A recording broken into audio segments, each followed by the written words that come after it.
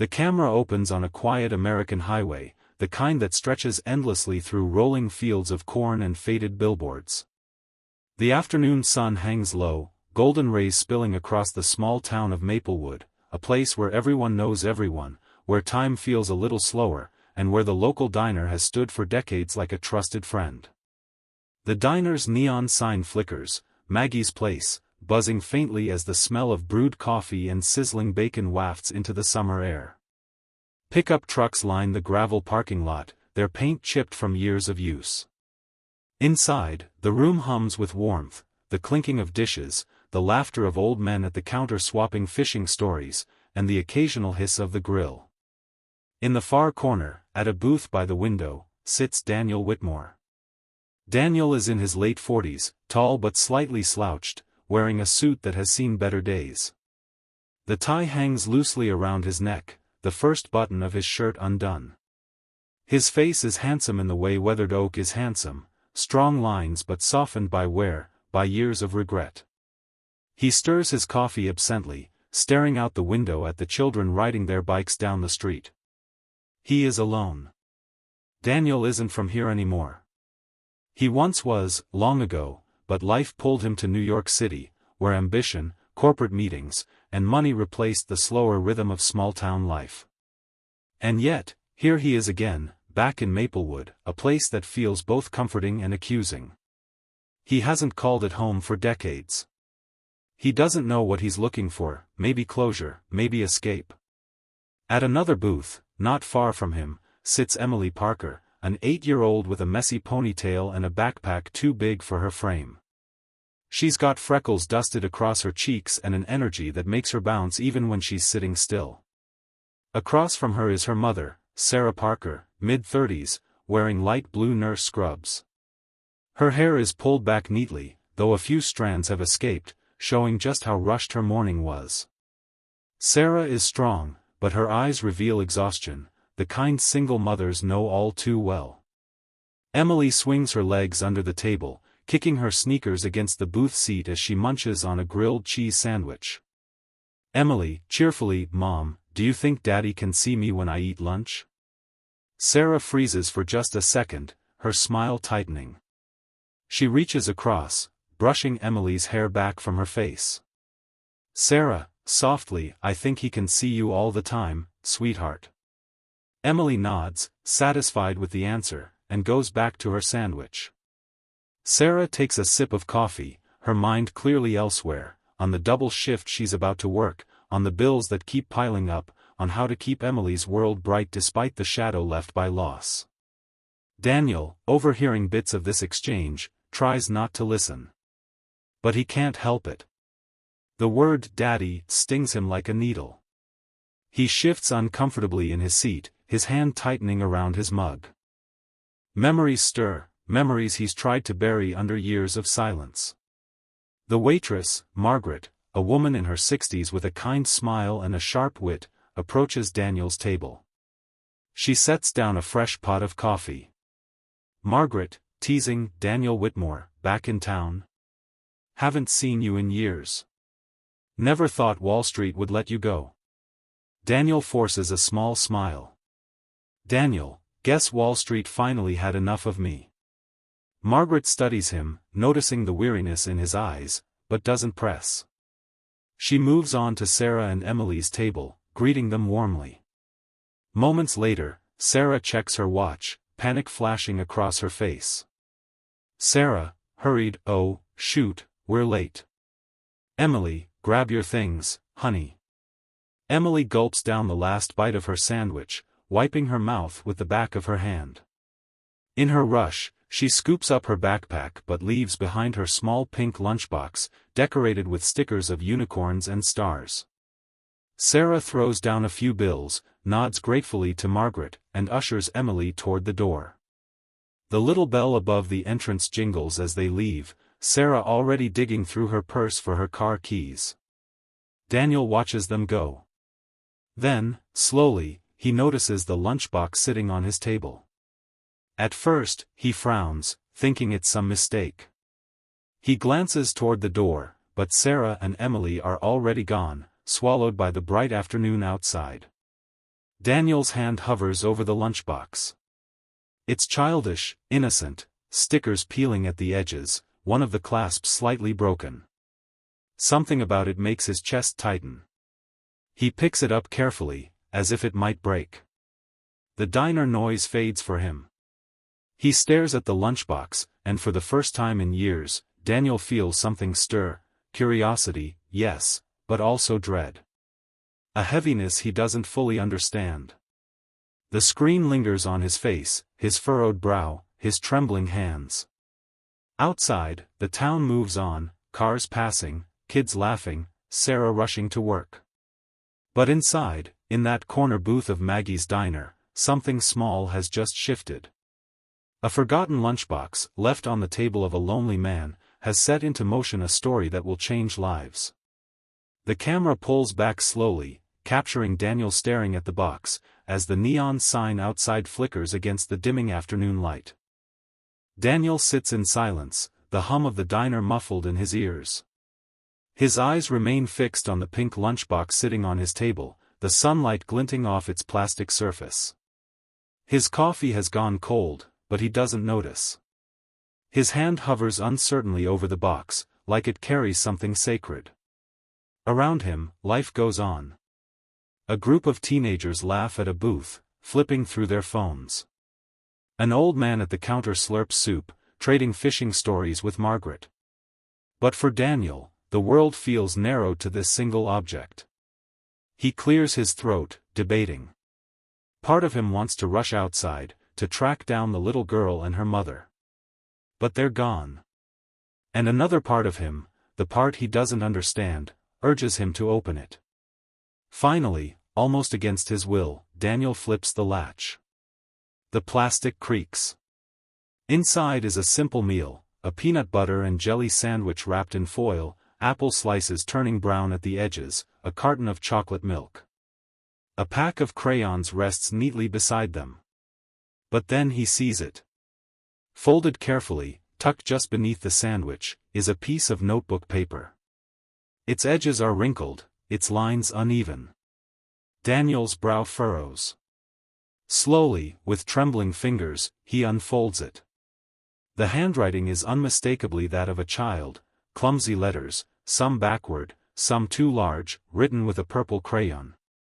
He reads. Dear Daddy in heaven, I packed this lunch for you today. Mommy says you can't eat it, but I wanted you to have it anyway.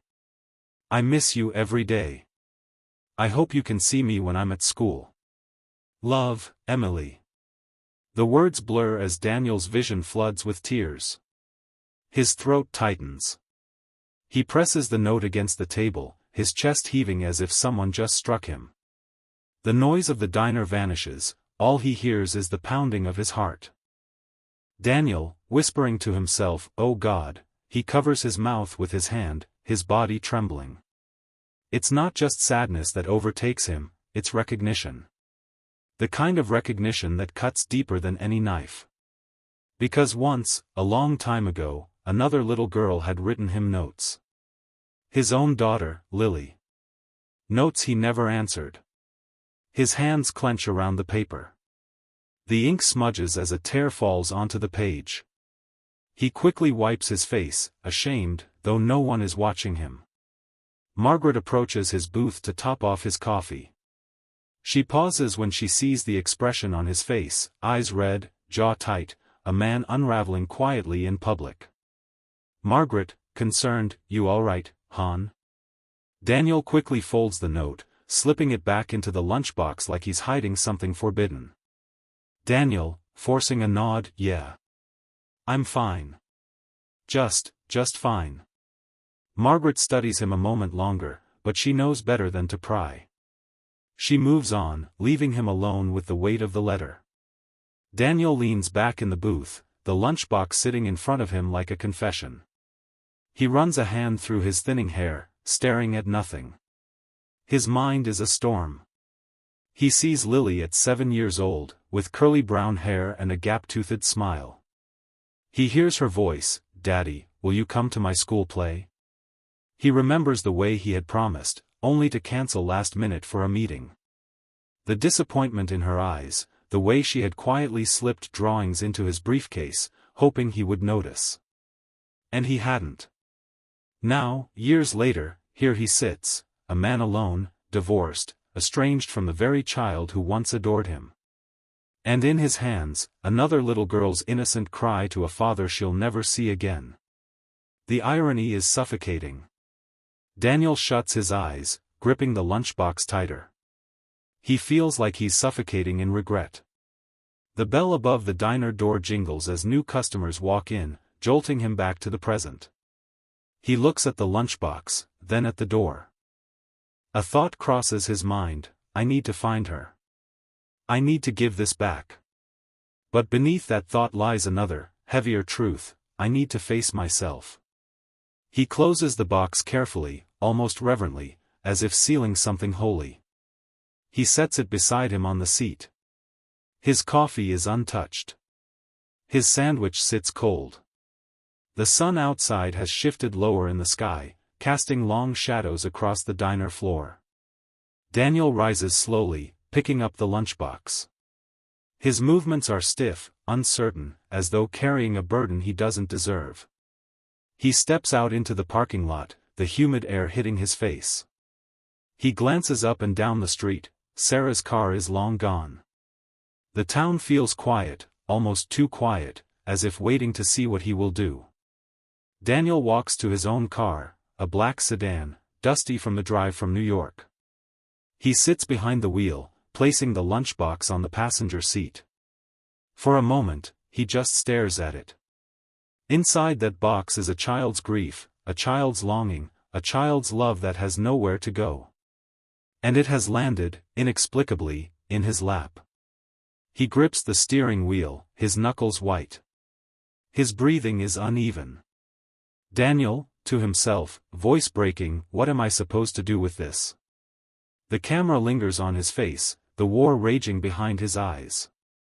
Cut to the lunchbox in the passenger seat, sunlight hitting the unicorn stickers, making them glow faintly. Innocence against a man's guilt. Hope against regret.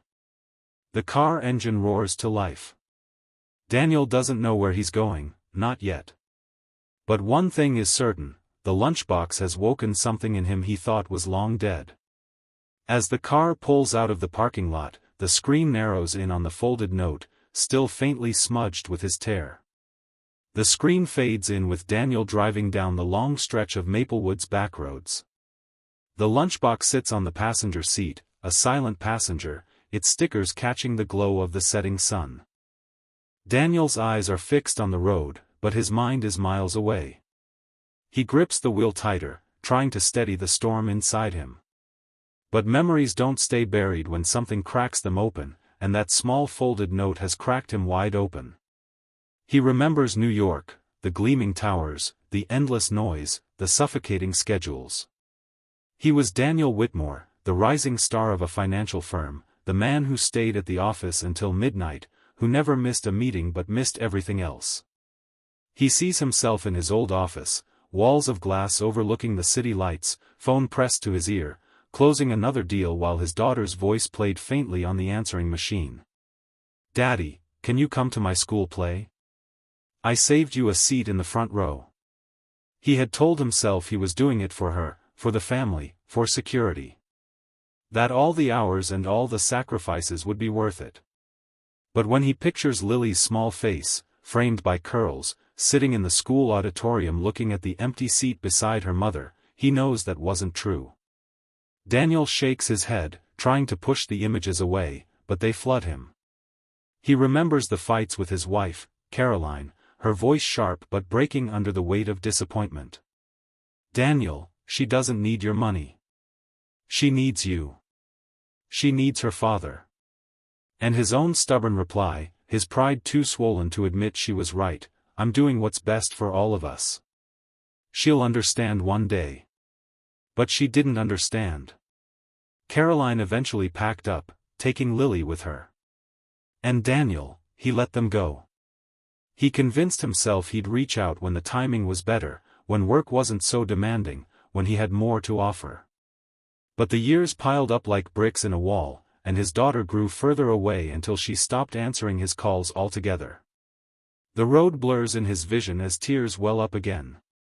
He blinks them back, focusing on the familiar small-town scenery, the church steeple in the distance, the baseball field where he once played as a boy, the gas station his father used to fill up at. All of it feels like another lifetime. Daniel pulls his car over at a quiet park on the edge of town. He kills the engine and sits in silence. Children's laughter floats in the distance, kids chasing each other on the playground, their voices high and carefree. He watches them through the windshield, and it stabs at him. He remembers Lily's laugh. She used to giggle so hard when he gave her piggyback rides, her small hands gripping his shoulders, her voice shouting, "Faster, Daddy. Faster." He remembers promising her the world, then slowly vanishing from hers. He leans forward, pressing his forehead against the steering wheel, his chest rising and falling heavily. He whispers to no one, "I wasn't there. God, I wasn't there." The lunchbox remains on the passenger seat, like a mirror reflecting everything he lost. A child's love given freely, a child's letter written with trust. Daniel feels both unworthy and desperate. It isn't his note. It isn't his daughter. But it feels like the universe has handed him a second chance wrapped inside that pink plastic shell. His mind drifts further back, to his own childhood in Maplewood.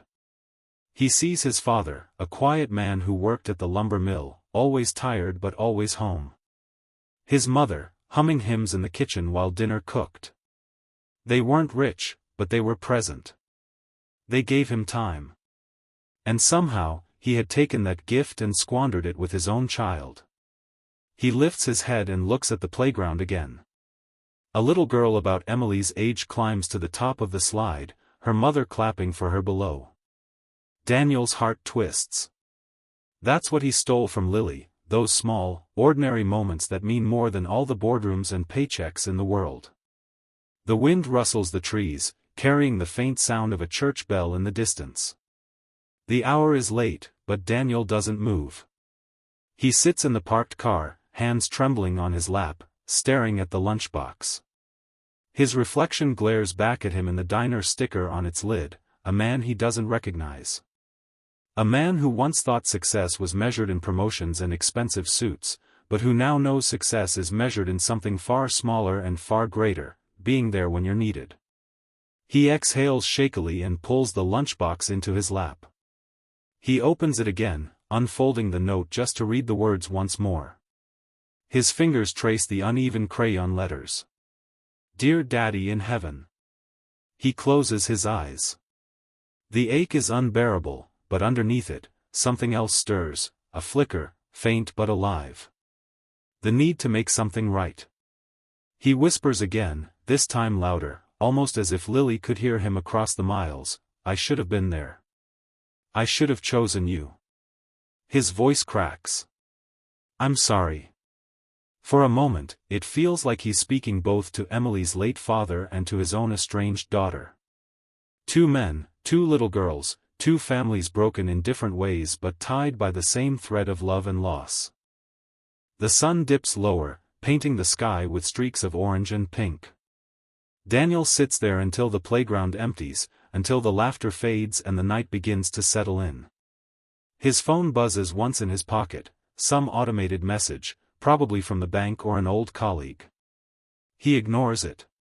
For the first time in years, the world of business feels utterly meaningless.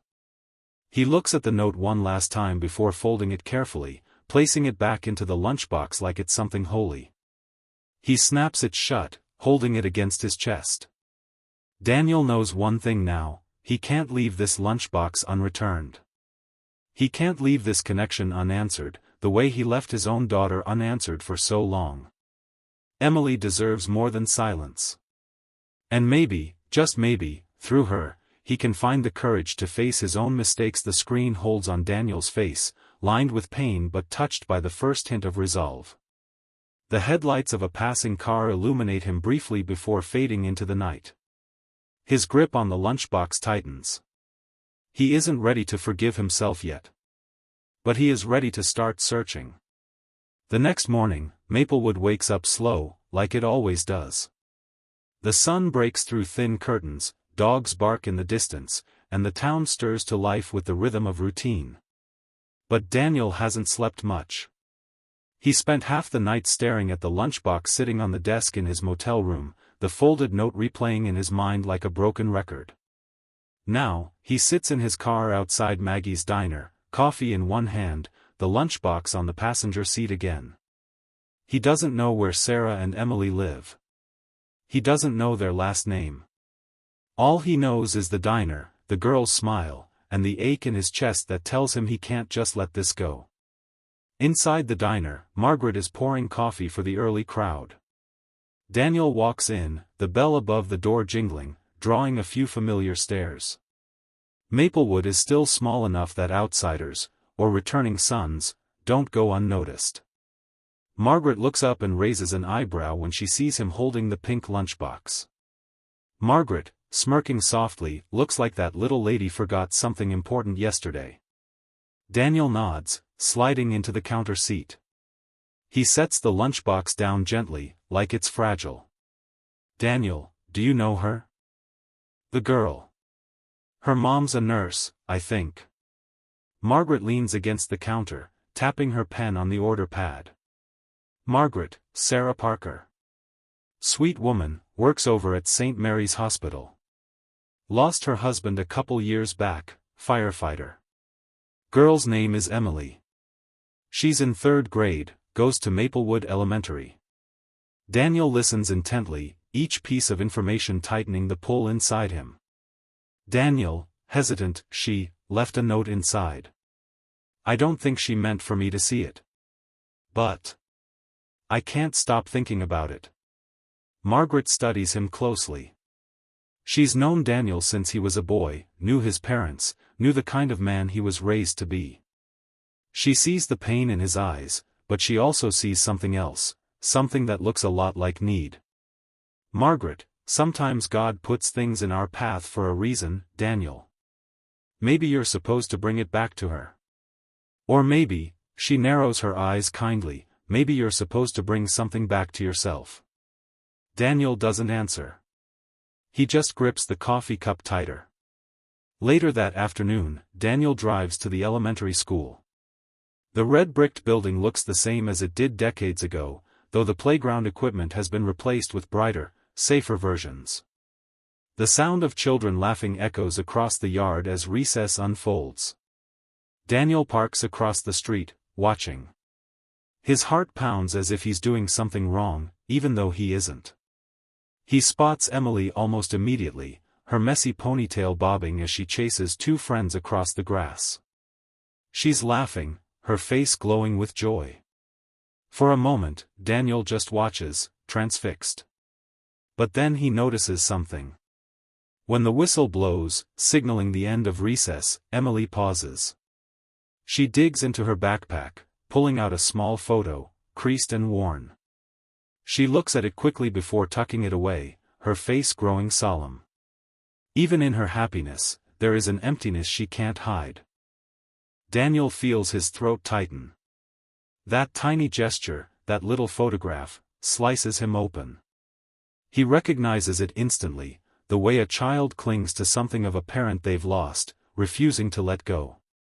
He grips the lunchbox in his lap, torn between wanting to run to her and the fear of scaring her. What would he say? Hello, I read your private note to your dad in heaven?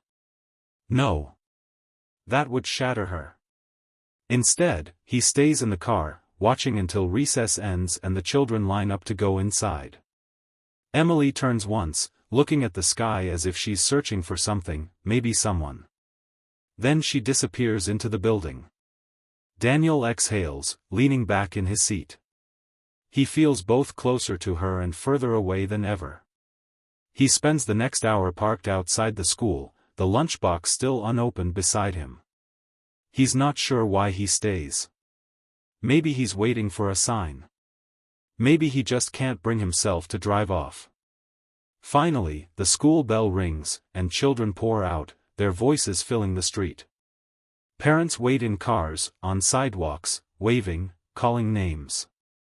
Daniel spots Sarah among them, her scrub still on from her shift, her face tired but lighting up when she sees Emily run toward her. Emily throws her arms around her mother, chattering happily.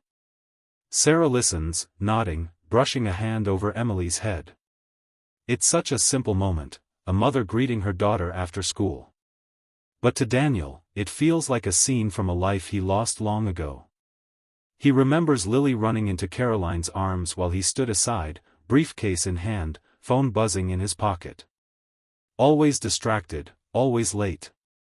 He grips the steering wheel, his chest tight. He wants to step out, to return the lunchbox, to tell Sarah what it contains. But fear chains him down. What if she thinks he's strange? What if she accuses him of crossing boundaries? So he does nothing. He watches as Sarah takes Emily's hand and leads her to the car. They drive away, leaving Daniel sitting alone with the lunchbox still unopened on the seat beside him. The camera lingers on his face as he whispers, almost inaudibly, "Daniel, she deserves more than this. She deserves better than me doing nothing." The scene closes with Daniel pulling out of the school parking lot, his car following the road that Sarah and Emily's has just taken, though he keeps his distance. The lunchbox rattles softly with the bumps in the road, like it's reminding him, this isn't over. Daniel didn't sleep much again that night. The motel room felt even emptier than usual, though the lunchbox sat on the desk like a silent companion. Every time he glanced at it, he thought of Emily's face at recess, the way she had looked up at the sky, clutching her little photo like it was a lifeline. By morning, he knew he couldn't just watch from the sidelines anymore. He had to at least give the lunchbox back. Maybe that was all he could do, return it, nothing more. But deep inside, he hoped for something else, something he didn't have the courage to name. The next afternoon, he found himself back outside Maplewood Elementary. He parked farther away this time, nervous, as though the very act of being there might be misinterpreted. His palms were slick on the steering wheel, but when the bell rang and children poured out once again, he spotted Emily immediately. She was walking slowly today, backpack hanging awkwardly, her head tilted toward the ground. Sarah wasn't there yet. Daniel's pulse quickened. He realized this might be his only chance. He climbed out of his car, holding the pink lunchbox carefully, and crossed the street. His steps felt heavy, like each one could change the course of his life. He stopped a few feet away from Emily, not wanting to startle her. "Hey," he said softly, crouching down so he was at her level. His voice trembled slightly. "I think this belongs to you." Emily blinked up at him, startled at first. Then her eyes fell on the lunchbox, and recognition lit her face. "My lunchbox," she exclaimed, reaching out quickly. But then she paused, cautious, as her mother had taught her about strangers. How did you get it?" Daniel handed it to her gently. "You left it on my table at the diner yesterday. I didn't mean to keep it, but I thought I should give it back to you." Emily hugged the lunchbox to her chest, relief washing over her. "I thought it was gone forever. Mommy says we can't buy a new one right now, so I was really sad." Daniel's heart clenched. It wasn't just a box to her, it was something more. He nodded, smiling faintly. "I'm glad I could return it then." There was a pause, and Emily tilted her head curiously. Kids have a way of seeing through people, of noticing things adults overlook. "You look sad," she said suddenly, her voice soft but direct. "Like when Mommy comes home after a really long night shift." Daniel froze, caught off guard. He opened his mouth to brush it off, but the words wouldn't come. Instead, he managed a quiet laugh. "Maybe I am. But you remind me of someone I used to know. Someone very special." Emily hugged her lunchbox tighter. "Was it your daughter?" Daniel inhaled sharply, as though her words had cut straight through his armor.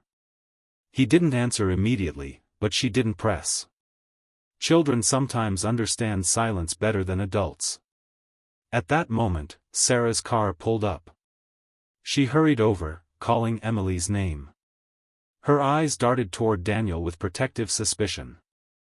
"Emily, who is this?" she asked firmly. Emily smiled up at her mother. "He gave me my lunchbox back. Remember, Mommy? I lost it at Maggie's yesterday. He found it." Sarah turned her gaze on Daniel, wary but polite. "Thank you. That was kind of you. But, may I ask how you knew it was hers?" Daniel hesitated, his throat dry. He couldn't tell her about the note, not yet. Instead, he said, "The waitress at Maggie's told me your names. I didn't want to worry you, I just wanted to return it." Sarah studied him for a long moment, then nodded. She seemed tired, cautious, but grateful. "Well, thank you again. That box means more to her than most people would realize." Emily tugged at her mother's sleeve. "Can we say thank you properly, Mommy? Like we do at church?" Sarah's lips softened into the faintest smile. "All right." She turned to Daniel. "Would you like to join us for ice cream? Just a quick stop, on us. It's the least we can do." Daniel felt his pulse race. He wanted to decline, to run back to his car before the truth caught up with him. But Emily's hopeful eyes held him in place, and he heard himself say, "Sure. I'd like that." At the local ice cream parlor, a small family-owned place with checkered floors and neon signs, Daniel found himself sitting across from Sarah and Emily. Emily was happily eating a strawberry cone, while Sarah sipped on coffee, her eyes still guarded as they flicked toward Daniel. "So," Sarah began cautiously, "you're just passing through?" Daniel nodded. "Something like that. I grew up here, but I've been gone a long time. Just came back to think." Emily piped up between bites. "We could be your friends if you're lonely. Mommy says everyone needs friends, even grown-ups." Sarah chuckled softly, shaking her head. "Emily," but her tone carried warmth. Daniel smiled for real this time, though it was tinged with sadness. "I'd like that. Friends." As the evening sun filtered through the windows, Daniel felt something stir inside him for the first time in years, a flicker of belonging, fragile but real. It wasn't much, just ice cream shared with a mother and daughter. But it was a beginning. When they finally parted ways, Emily waved at him enthusiastically. "See you soon, mister." Sarah gave him one last careful glance, then offered a small nod. "Take care." Daniel watched them drive away, the ache in his chest both heavier and lighter at the same time. He whispered to himself, almost like a vow, "I'll see you again." The camera lingers on his face, hope and grief mingling, as the scene fades to black. The days that followed moved slowly, but something in Daniel's routine began to shift. For years he had woken up to silence, no voices in the house, no sound of a little girl running through the halls, no smell of coffee drifting from the kitchen. Just silence, and the steady hum of loneliness. But now, almost against his will, he found himself driving past Maplewood Elementary more often, timing his errands to coincide with dismissal. He told himself he was just curious, just making sure Emily was safe, but deep inside he knew it was more than that. On a breezy Thursday afternoon, he parked near the playground. Emily was there with a few classmates, her laughter ringing across the swings. Sarah stood nearby, arms crossed but relaxed, watching her daughter. When she spotted Daniel leaning against his car, their eyes met. For a long second, she hesitated. Then, instead of turning away, she gave him a cautious nod. It was an invitation of sorts. Emily saw him moments later, and her face lit up. "Daniel," she shouted, running toward him without a trace of fear. She skidded to a stop and held up a drawing clutched in her small hands. "I made this for you in art class." He bent down, his chest tightening as he accepted the paper. Crayon colors filled the page, 3 stick figures holding hands under a bright sun, a little house behind them, and a lunchbox with a heart drawn on it. The stick figures were labeled, Mommy, me, and Daniel. For a second, he couldn't breathe. He swallowed hard, blinking rapidly, trying not to let the tears spill. "This is beautiful, Emily. Thank you." His voice broke slightly, but Emily only beamed. Sarah walked up slowly, arms still folded. "She's been talking about you all week," she said, her tone caught between appreciation and concern. "I wasn't sure," she trailed off, studying his face carefully. "But she seems to trust you." Daniel met her gaze. "I don't want to overstep. If you'd rather I stay away, I'll respect that." Sarah sighed, brushing back a strand of hair from her face. "You don't seem dangerous. Just sad." Her voice softened a little. "And Emily's right, sometimes sad people need friends too." That small concession opened a door. From then on, Daniel slowly became a presence in their lives. He didn't push, didn't demand. Instead, he showed up in small ways, fixing Sarah's broken porch light when he noticed it flickering, helping Emily with her school project about community heroes, and sometimes simply sitting with them in silence after a long day. One Saturday, Sarah invited him to join them at the farmers' market downtown. The square was alive with music, families strolling past colorful stalls, children running with balloons. Emily pulled Daniel's hand eagerly toward a stand selling homemade honey sticks. "Try one," she insisted, stuffing a grape-flavored one into his hand. He chuckled, peeling the wrapper and tasting it. The sweetness hit his tongue, and for a moment, he was back in another time, standing in a similar market with his daughter, Lily, who had loved honey sticks just as much. His chest tightened, but when he looked down and saw Emily smiling, some of that ache turned into warmth. Sarah watched him quietly, noticing the way his expression flickered between joy and sorrow. Later, as they sat on a bench sharing kettle corn, she asked softly, "You have kids, don't you?" Daniel froze, the popcorn bag crinkling in his hands. He didn't answer right away, his throat thick with emotion. Finally, he nodded. "I had a daughter. Her name was Lily. She passed away." Sarah's breath caught. She didn't ask how, didn't pry, but her eyes filled with compassion. "I'm so sorry," she whispered. Emily, overhearing, leaned against him without hesitation. "It's okay, Daniel. You can share me if you want." Her innocence, her pure-hearted offer, made Daniel's eyes sting with tears he couldn't hold back. He placed a trembling hand on her shoulder, whispering, "Thank you, sweetheart." The bond deepened further one evening when Sarah invited him over for dinner. Their small apartment smelled of baked chicken and roasted potatoes, a simple meal but warm and welcoming. The table was mismatched, the plates chipped, but to Daniel it felt like a feast. He hadn't eaten at a family table in years. Emily chattered happily about school while Sarah listened with quiet pride, occasionally glancing at Daniel.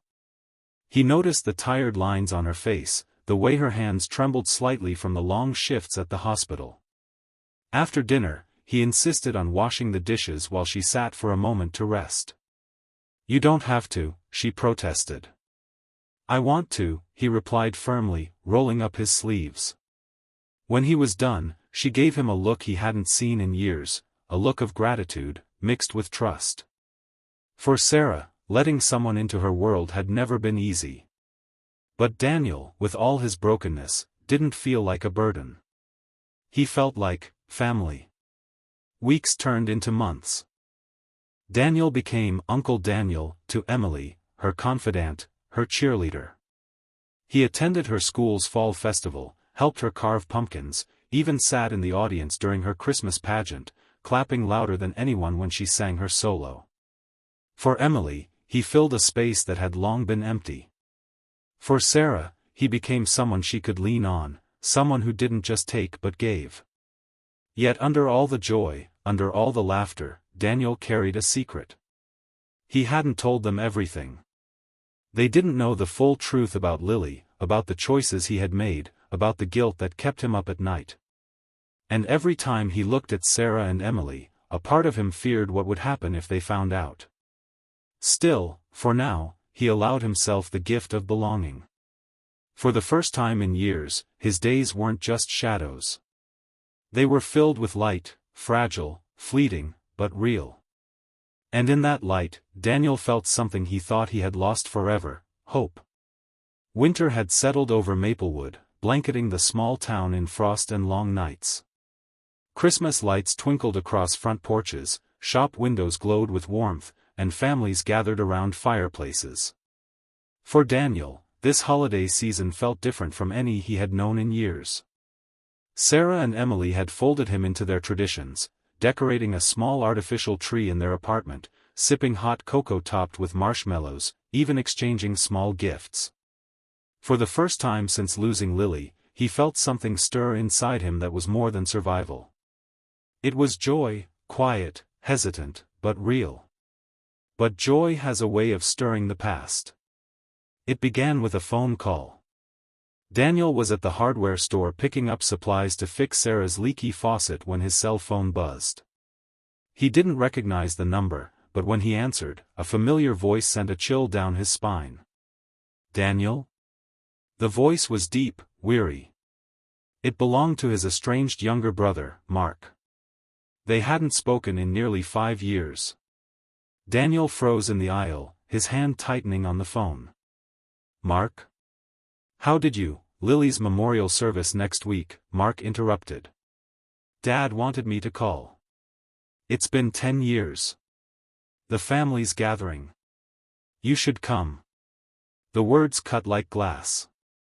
10 years since the accident. 10 years since he had lost everything. He thought he could bury it, hide it under the new life he was stumbling into with Sarah and Emily.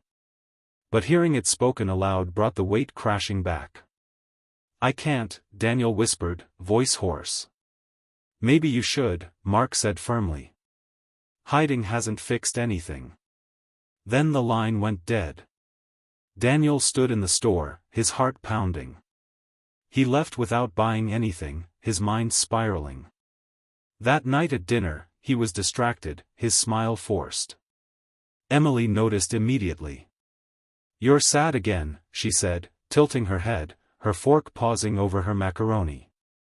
"I'm fine," Daniel lied, forcing a smile. Sarah studied him, her eyes sharp.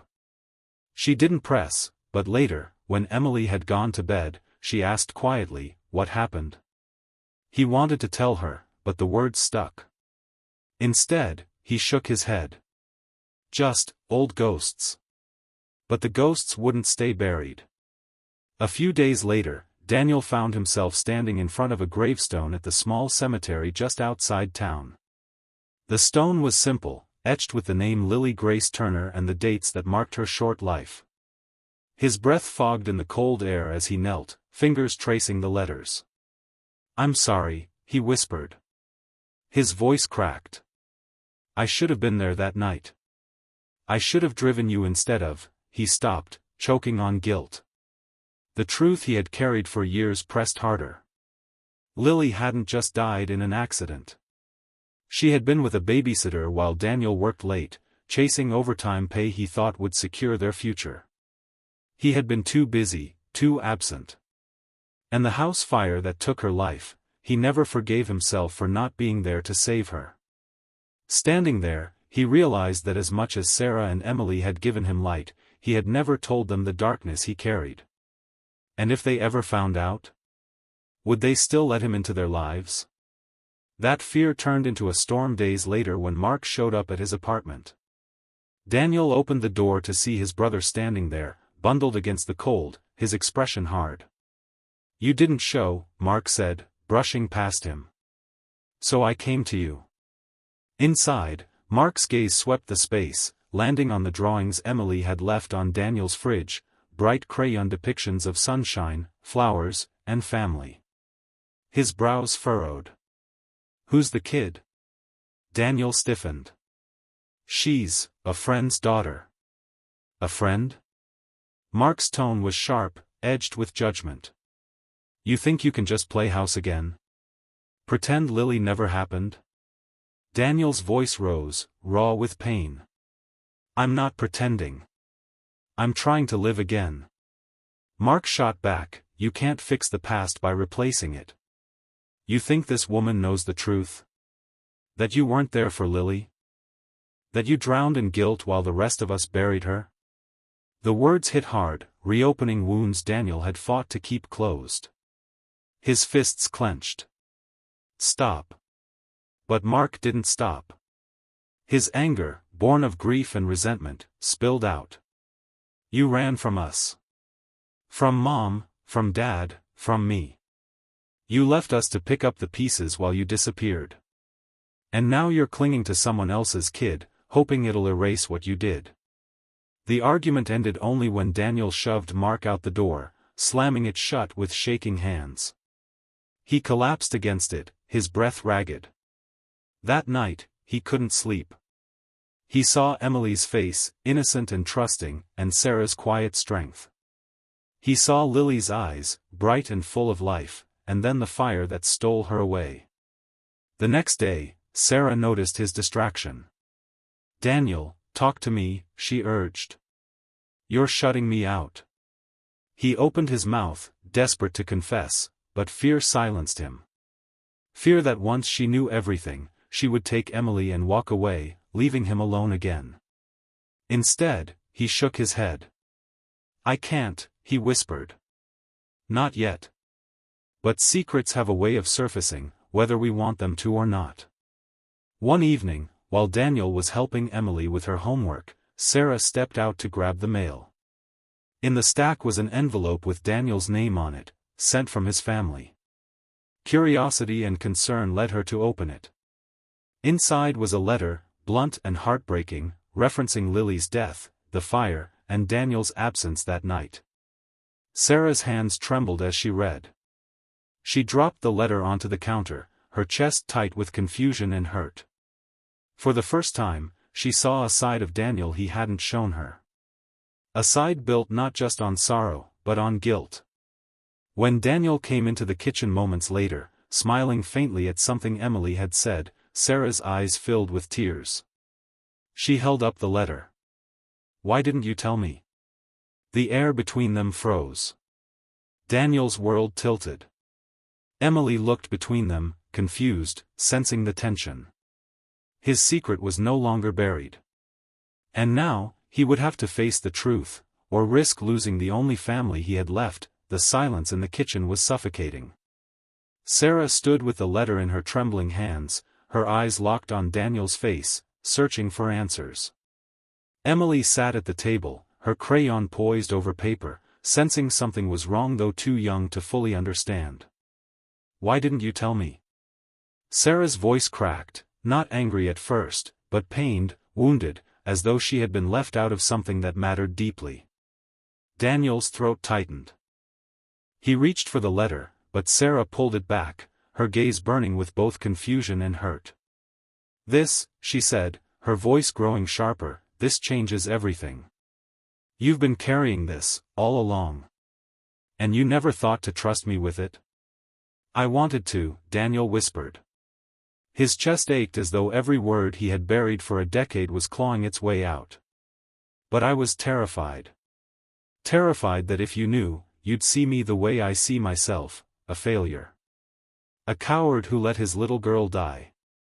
Emily looked up from her drawing, her small brow furrowed. Mommy? She asked softly. Sarah quickly wiped at her eyes, forcing a smile for her daughter. It's okay, sweetheart. Go finish coloring in your room, okay? Emily hesitated, glancing at Daniel, then slipped off her chair and padded down the hallway. The moment her door shut, the weight in the room doubled. Sarah's hands shook as she placed the letter on the counter. Daniel, you've been in our home. Around my daughter. And I didn't even know who you really were. Do you know how that feels? To let someone into your life, to trust them with your child, only to find out they've been hiding something this huge? Daniel's eyes filled with tears. I wasn't hiding you from the truth. I was hiding myself. Because the truth is, I hate the man I became. I wasn't there for Lily when she needed me most. I buried myself in work, thinking I was building a future, and instead I lost her. And after that night, after the fire, I didn't deserve to be anyone's father again. Not ever. The words broke him. His knees buckled slightly, and he gripped the edge of the counter to stay upright. Sarah's face softened for a moment, but her hurt was still raw. You should have told me, Daniel. I would have understood. Maybe not everything, but at least I wouldn't feel like you were living a lie inside my home. Her voice cracked on that last word, home, because deep down, she knew she had let him into not just her space but her heart. And now that heart felt betrayed. Daniel stepped closer, desperate. Sarah, I swear, nothing I've felt for you or Emily has been false.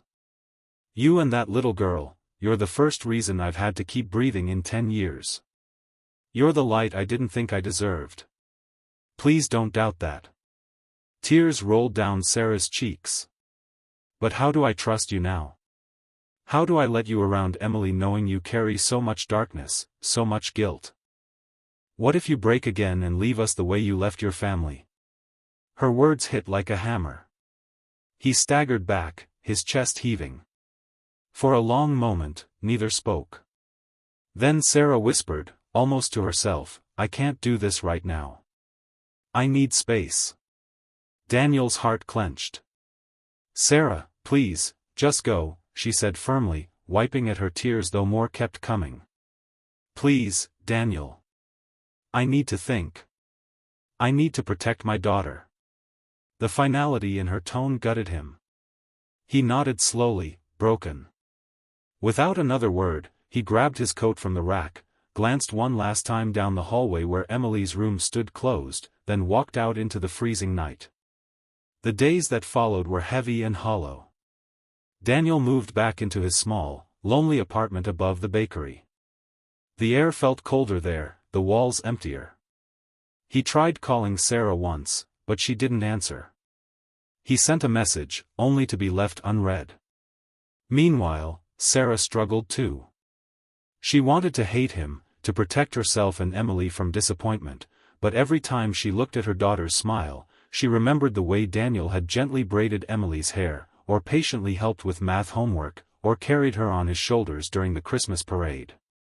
Emily, too, felt the absence. Where's Daniel? She asked one morning at breakfast. Sarah hesitated, unsure how to explain. He's busy right now, honey. But he always said family makes time, Emily replied, her voice small. That cut Sarah to the bone. A week later, Daniel found himself sitting in his truck outside the cemetery again. Snowflakes drifted down, settling softly on the windshield. He gripped the steering wheel, fighting tears. Lily, he whispered, as if speaking to the gravestone through the cold glass. I tried. I really tried this time. But maybe Mark's right. Maybe I'll never deserve happiness again. As he sat there, his phone buzzed. It was a message, from Mark. Just 2 words, she's asking about you. Daniel's stomach tightened. He didn't know if Mark meant their mother, or Sarah, or Emily. But it didn't matter. Something inside him realized he couldn't keep running. Meanwhile, Sarah was sitting on her couch, staring at the letter she had tucked back into the envelope. She had read it so many times that the words blurred. Her mother, who lived a few blocks away, stopped by with cookies. Sarah finally broke down, confessing everything, about Daniel, about the letter, about her fear. Her mother listened quietly, then said something that stuck. Honey, you've been praying for someone good to come into Emily's life. And maybe God didn't send you someone perfect. Maybe he sent you someone broken, because he understands what broken feels like. And maybe that's exactly what you two need. To heal each other. Sarah wiped her tears, staring at her mother in silence. Those words planted a seed she couldn't ignore. But even as she wrestled with forgiveness, Daniel spiraled deeper into self-doubt. That night, he sat at his small table, an unopened beer in front of him. His hands shook as he thought about giving up entirely. No more running, no more failing, no more hurting the people he loved. But before he could touch the bottle, his phone buzzed again. A new message. This time, from Sarah. "We need to talk." His heart raced. It wasn't forgiveness, not yet. But it wasn't the end either. It was something in between. A fragile thread of hope, waiting to be tested. And Daniel knew this conversation could either save him, or shatter everything for good. Daniel sat in his truck outside Sarah's house, his hands clenched tight around the steering wheel. The street was quiet, blanketed in the soft glow of winter lights, the kind of silence that made every decision feel heavier. Sarah's message, "We need to talk," still burned in his mind. His chest tightened with fear and hope all at once. This wasn't a door reopening, it was a fragile thread. And if he broke it, there might never be another chance.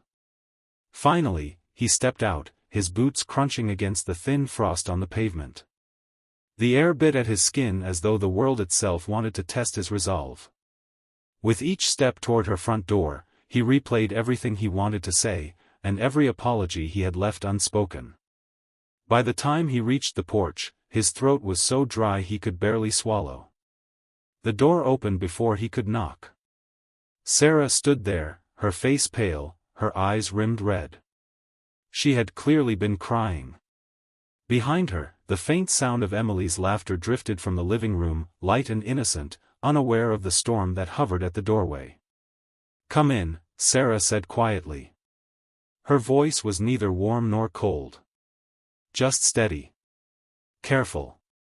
Daniel stepped inside, his heart pounding. The house smelled faintly of cookies and lavender, the comforts of home he had grown to love, and it nearly broke him to realize how close he was to losing them. They sat in the kitchen, the same place where the truth had shattered between them days earlier. This time, however, Sarah sat with her arms folded, her posture rigid. Daniel lowered himself into the chair across from her, hands clasped tightly in his lap. "I don't even know where to start," he said softly. "Then start with the truth," Sarah replied, her voice sharp but trembling. "All of it. No half-truths. No walls. I can't make decisions for me and Emily if I don't know who you really are." Daniel nodded slowly. He reached into his jacket pocket and pulled out a worn photograph. He slid it across the table. Sarah picked it up and studied it. A young girl, maybe 8 years old, with dark hair and a radiant smile. "That's Lily," Daniel said, his voice cracking. "My daughter. My firstborn. She was everything. And I lost her. Not just in the fire, but long before that. I buried myself in my job. I thought I was doing it for her, to give her more, to give her everything I didn't have growing up. But what she wanted wasn't things. She wanted me. Her dad. And I wasn't there enough." Tears welled in his eyes as the words poured out. "The night of the fire, I was late. I should have been home sooner. Maybe I could have saved her. Maybe I could have." His voice broke completely. He pressed his fists against his eyes, shaking. "I failed her, Sarah. I failed her and I failed my wife. And after that, I didn't know how to be a man anymore. I didn't know how to be a father. So I ran. From everything. Including myself." Sarah stared at him, silent. Her chest rose and fell in shallow breaths, and though part of her heart ached for him, another part still burned with betrayal. Daniel leaned forward, his voice desperate now. "When I met you and Emily, I never planned any of this. I never planned to fall for you, or to love that little girl like she was my own. But it happened. And for the first time in years, I felt alive again. Like maybe I wasn't beyond saving. And then I realized, he swallowed hard. I realized I was still hiding. And that meant I was lying. To you. To Emily. To myself. Sarah's hands trembled as she set the photograph back on the table. Do you know what it felt like, Daniel? To find out you'd been in my daughter's life, our lives, and never once told me about this? You've braided her hair, read her bedtime stories, taught her how to ride a bike. You've become part of her world. And all along you carried this secret. What if she had found out before me? What if she had asked questions you weren't ready to answer? Daniel bowed his head. You're right. I should have told you. I should have trusted you. I was just so afraid you'd look at me the way I look at myself. Like I don't deserve to be a father again. Sarah's eyes softened at his words, though her guard didn't fall completely. You can't keep punishing yourself forever, Daniel. But you also can't expect me to just forget what you've hidden. Trust is earned, and right now, mine is broken. The silence that followed was suffocating. Daniel's heart pounded in his ears. He wanted to reach for her hand, to beg her not to shut him out, but he forced himself to stay still. Finally, Sarah whispered, Emily misses you. Daniel's breath caught. He blinked rapidly, his chest tightening with both joy and pain. She does? She asks about you every day, Sarah said. Her voice cracked slightly. And I don't know what to tell her. Because I don't know if you're going to stay, or if you're going to run again when it gets hard. Daniel sat up straighter, his jaw tightening with determination he hadn't felt in years. I'm not running anymore. Not from you. Not from Emily. Not from my past. If I have to spend every day proving that, I will. But I need you to give me that chance. Tears finally spilled from Sarah's eyes. She looked at him, really looked at him, and saw not just a man drowning in guilt, but a man clawing his way back toward the light. I don't know if I can trust you yet, she admitted. But I don't want to shut the door either. Emily loves you. Anne. I care about you too. That makes this harder. Because if you hurt us, Daniel, it will break me. And I can't afford that. Not with Emily. Daniel's voice dropped to a whisper. I won't hurt you. Not again. I swear it. Before Sarah could respond, the sound of small footsteps echoed from the hallway. Emily peeked into the kitchen, rubbing her eyes sleepily. Daniel, she said softly. Daniel turned, his heart melting. Hey, kiddo. Emily ran to him and threw her arms around his neck. He held her tightly, burying his face in her hair as tears rolled down his cheeks. For the first time in a long time, the crushing weight of his guilt eased just enough to let him breathe. Sarah watched them, her heart torn between fear and hope. But in that moment, she saw something undeniable. Daniel wasn't pretending. His love for Emily was real. When Emily finally let go, Daniel looked back at Sarah. He didn't say anything else. He didn't need to. The promise was in his eyes. And Sarah, though still uncertain, allowed herself to believe, just a little, that maybe healing was possible. That night, after Emily had gone back to bed, Sarah walked Daniel to the door. The air between them was heavy but no longer hostile. I'm not saying this fixes everything, Sarah said quietly. But if you're serious about staying, then we'll see where it goes. Slowly. Carefully. For Emily's sake. Daniel nodded, his voice steady. For Emily. For you. For all of us. As he stepped into the night, Daniel felt something he hadn't in years, a spark of redemption. It wasn't forgiveness yet. But it was the chance to fight for it. And this time, he wouldn't run. The following days felt like walking across thin ice for Daniel.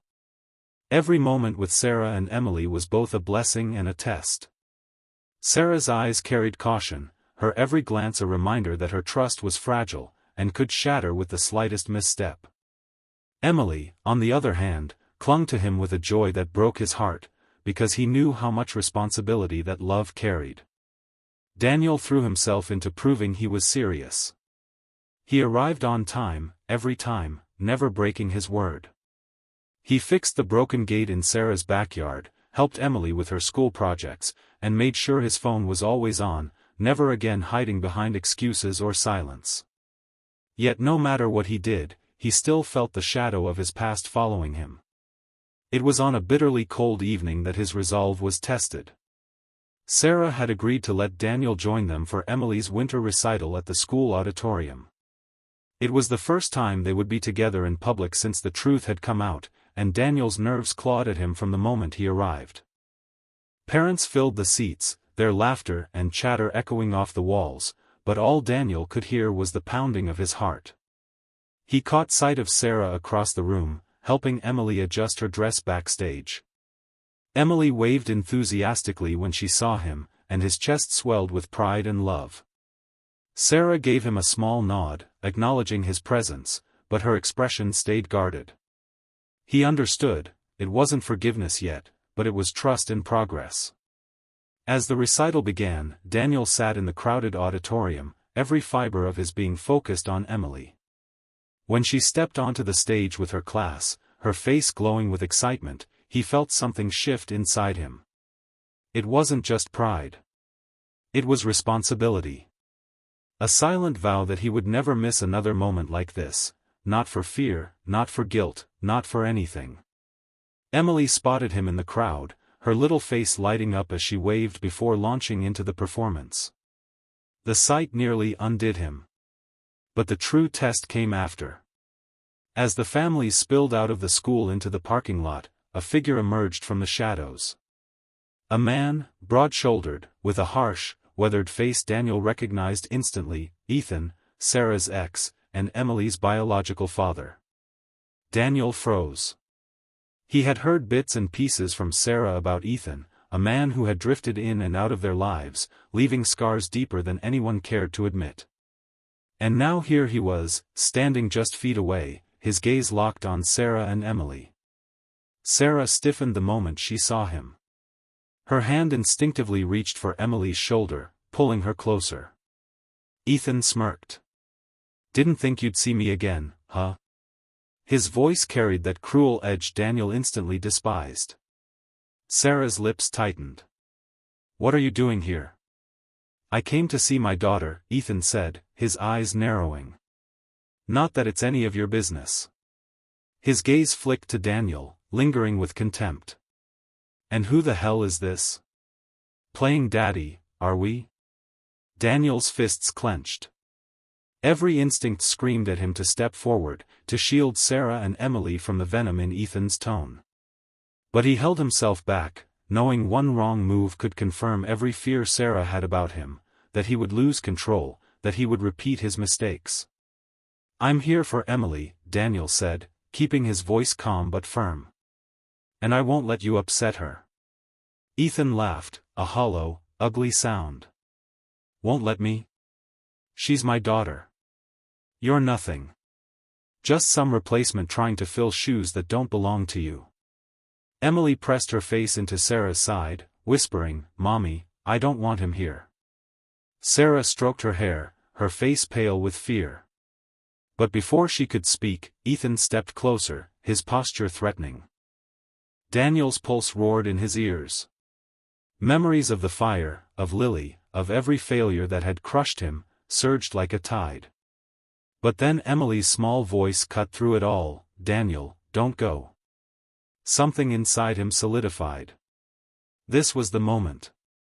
The line he could never cross again. He stepped forward, placing himself between Ethan and Sarah, his body a shield, but his voice steady. "Emily doesn't want you here. Sarah doesn't want you here.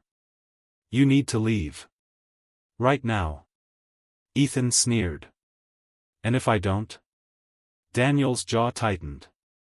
For years he had fought battles with anger, with regret, with ghosts he couldn't outrun. But tonight wasn't about him. It was about protecting Emily without becoming the man he used to be. "You'll leave," Daniel said evenly, "because if you don't, I'll call the police. And I'll make sure they know exactly who you are, and what you've done. You're not going to hurt them again. Not tonight. Not ever." Ethan's smirk faltered, his confidence wavering. He took in Daniel's stance, not aggressive, but unmovable. The silence stretched until finally, with a scoff, he turned away. "This isn't over," he muttered before disappearing into the night. Daniel didn't move until Ethan was gone completely. Only then did he turn back to Sarah and Emily. Emily clung to him, her little arms wrapping tightly around his waist. "Thank you," she whispered into his coat. Sarah's eyes shimmered with tears. For the first time in weeks, she looked at Daniel not with suspicion, but with something softer, something closer to trust. "You handled that better than I expected," she admitted quietly. "You didn't lose control. You didn't make it worse. You protected her. Us." Daniel swallowed hard, his throat tight. "I promised I wouldn't run anymore. And I meant it. I'm here. Whatever it takes." Sarah studied him for a long moment. Then, with a shaky breath, she reached out and took his hand. It wasn't forgiveness. Not yet. But it was a step. A beginning. That night, as Daniel drove home, the weight of his past still clung to him, but for the first time, it no longer felt like chains. It felt like something he could carry, and overcome. Because this time, he hadn't failed. He had chosen differently.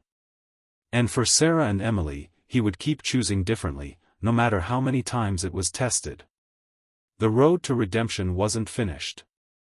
But for the first time, Daniel believed he might actually reach it. Winter gradually gave way to spring, and with it came subtle changes that Daniel could feel but hardly dared to trust. Sarah's walls, once built high and unyielding, began to lower, if only brick by brick. She still carried her caution like a shield, but in the quiet moments, when Emily laughed too hard at one of Daniel's silly impressions, or when he fixed a leaky faucet without being asked, her eyes softened in ways words couldn't capture. Daniel knew better than to believe things were suddenly healed. Trust wasn't something you earned overnight, especially when you had once broken it so deeply. But what had begun as wary glances and sharp silences was shifting. Slowly, steadily, Sarah started letting him in. It showed in small ways. She texted him updates about Emily's school projects. She invited him to join them for Saturday breakfasts, where pancakes became the center of their laughter-filled mornings. And once, on a particularly rainy evening, she even called him, not because she needed anything, but just to talk. For Daniel, that phone call meant more than words could express. It was a sign that the shadow of his past was no longer the only thing she saw when she looked at him. Emily, in her boundless innocence, was already convinced everything was back to how it should be. To her, Daniel was her anchor, her protector, the man who had promised never to leave again. She clung to that promise with the unshakable faith only a child could hold. Every hug, every drawing she made for him, every moment she pulled him into her little world was a reminder of the responsibility he carried. Yet Daniel still wrestled with his own demons in the quiet hours. At night, when the world fell silent, Lily's memory returned with a painful clarity. He saw the fire, the smoke, the haunting look in her eyes as she slipped away. No matter how much Sarah and Emily began to trust him, no matter how many moments of joy filled his days, Lily's absence was a wound that time refused to close. He didn't try to erase it anymore. Instead, he learned to live alongside it. The pain was part of him, but it didn't have to define him.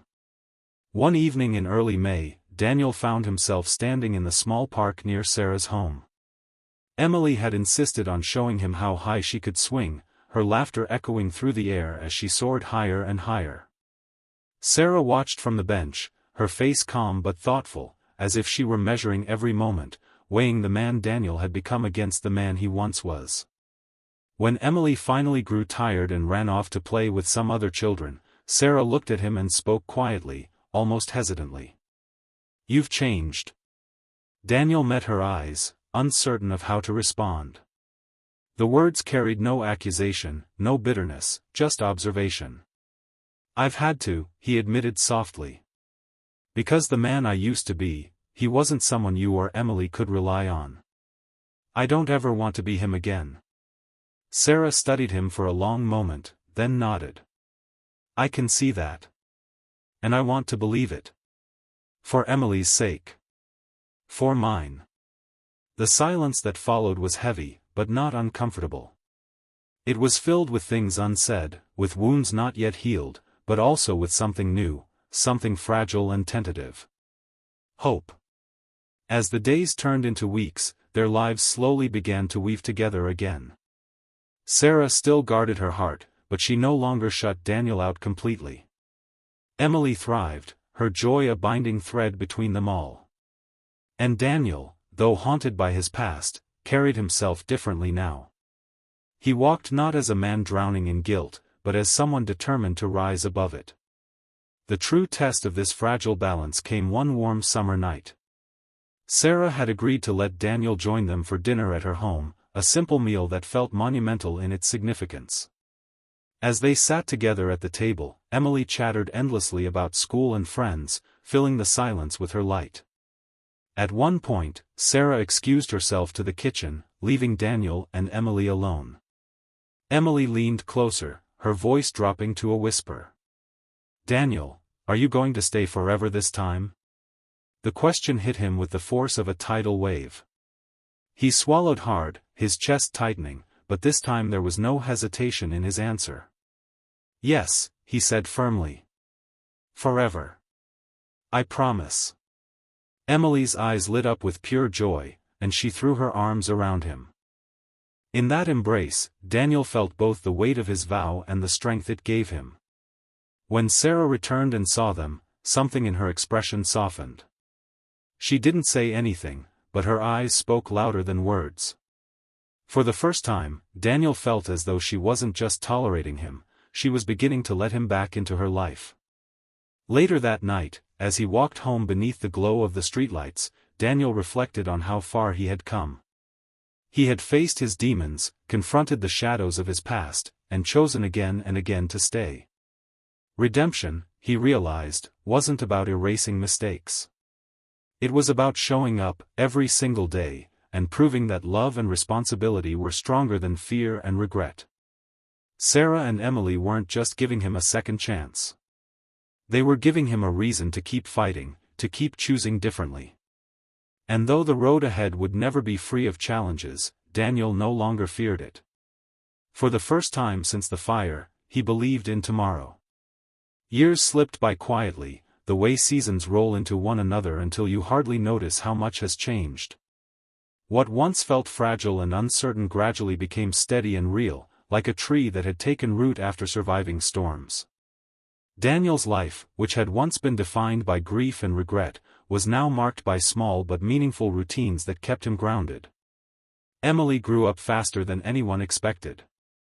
The little girl who once clutched her lunchbox with cartoon stickers was now a bright teenager, her walls covered with posters, her notebooks filled with dreams.